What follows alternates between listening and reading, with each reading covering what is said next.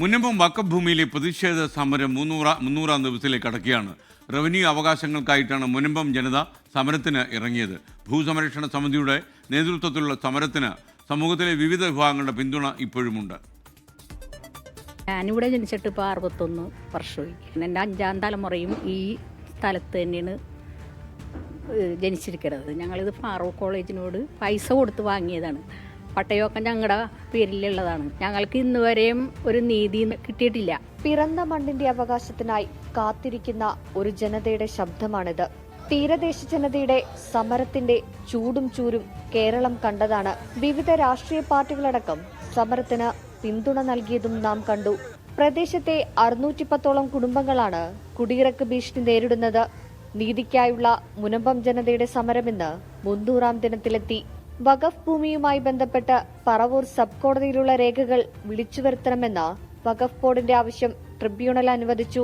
Case എത്രയും പെട്ടെന്ന് തീർക്കണമെന്ന ട്രിബ്യൂണലിന്റെ നിലപാടിൽ പ്രതീക്ഷ വെച്ചാണ് നീതിക്ക് വേണ്ടിയുള്ള ഇവരുടെ കാത്തിരിപ്പ്. വഖഫ് ട്രൈബ്യൂണലിൽ പെട്ടെന്നൊരു വിധി വരാൻ വേണ്ടി പോകുന്നു എന്ന് മനസ്സിലാക്കുന്നു. പെട്ടെന്ന് വാദം നടന്ന് ആ വിധി പുറപ്പെടുവിക്കും. അതിലൂടെ ഞങ്ങളുടെ പ്രശ്നങ്ങൾ പരിഹരിക്കപ്പെടും. ഭൂമിയുടെ അവകാശം കിട്ടുന്നതുവരെ ഞങ്ങൾ സമരം തുടരും.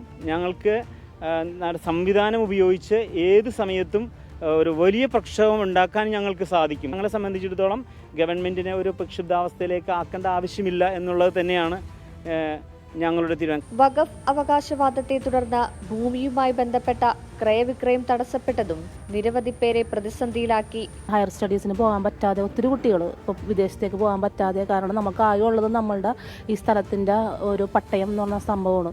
അപ്പോൾ അത് പണയം വെച്ചിട്ടാണ് പലരും പല കാര്യങ്ങളും ചെയ്തിരുന്നത്. അവരാഗ്രഹിക്കുന്ന രീതിയിൽ അവർക്ക് നല്ലൊരു വിദ്യാഭ്യാസം കൊടുക്കാനായിട്ട് സാധിക്കില്ലെന്ന് മാതാപിതാക്കൾ എന്ന നിലയിൽ ഞങ്ങളുടെയൊക്കെ പരാജയമാണ്.